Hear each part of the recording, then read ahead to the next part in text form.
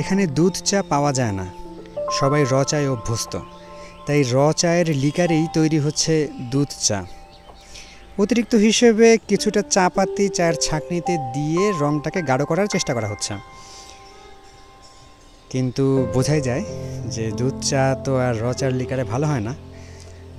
তো নাই মামার চেয়ে কানা মামা ভালো, এই সূত্র অবলম্বন করে আমরা এটাকেই খেয়ে দিয়ে আমরা রওনা দিলাম যমুনা নদীর উদ্দেশ্যে।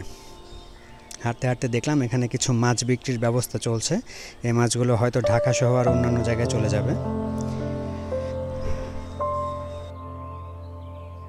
বাজারে গেলাম, বাজার পাইলাম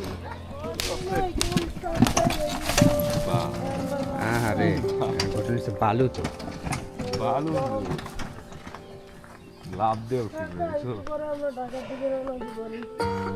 ও যদি ঠিকঠাক মতো কথা কইতে পারতো তাহলে 4-5টা গালি অলরেডি দিয়ে দিত।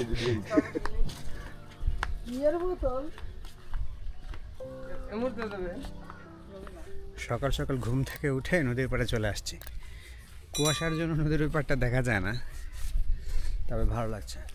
তবে কি যেরকম ঠান্ডা মনে করছিলাম ওরকম আসলে ঠান্ডা নাই। শীতের এই সময়টাতে যমুনা নদী হয়ে পড়ে একেবারেই শান্ত। দেখে মনেই হয় না যে এই যমুনা বর্ষায় কতটা বিধ্বংসী রূপ ধারণ করতে পারে। নদীর পাড় ভাঙে, পাড় ভাঙা থেকে বাঁচার জন্য এখানে প্রচুর জিও ব্যাগের ব্যবস্থা করা হয়েছে, অনেক ব্লক ফালানো হয়েছে। তারপরও পাড় ভাঙে, প্রতি বছর পাড় ভাঙে। তারপর হয় এপার নয়তো ওপার। পিছলাও না কিন্তু লাভ দিতে যায়, এটা এমনি চলে আসে, মানে এটা নিয়ে বিশ্বাস নেই।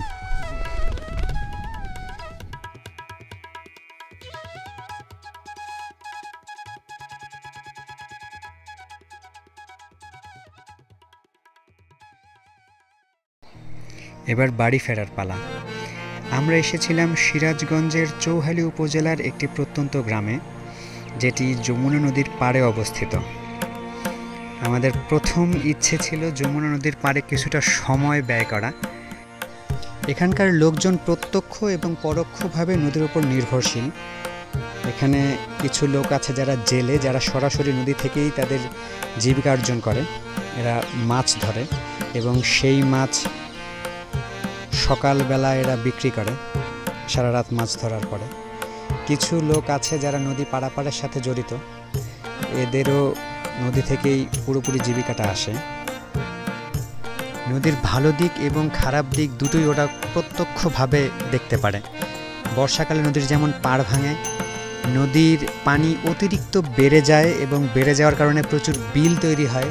কখনো কখনো গ্রামগুলির যে বিভিন্ন বাড়ি আছে সেই বাড়িতে সেই নদীর পানি উঠে আসে, যদিও বা সেটা ভাটা আসলে আবার নেমে যায়। তো এখানকার লোকজন প্রায় প্রতি বছরই মোটামুটি 2-3 সপ্তাহের জন্য বন্যার সম্মুখীন হয়।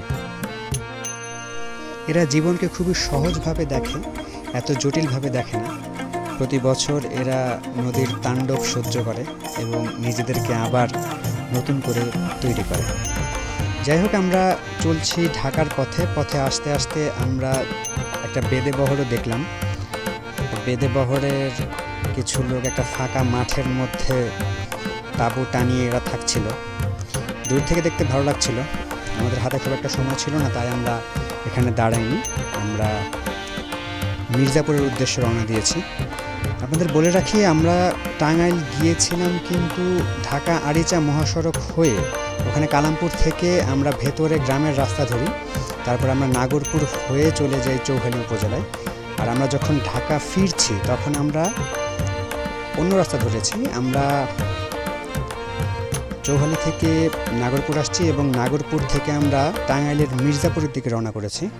তো মির্জাপুর হয়ে আমরা গাজীপুরের দিকে যে রাস্তাটা চলে গেছে, মানে যেটাকে বলে গাজীপুর যমুনা সেতুর যে মেইন রোডটা, সেই মেইন রোড হয়ে আমরা গাজীপুর হয়ে ঢাকার দিকে রওনা দেব।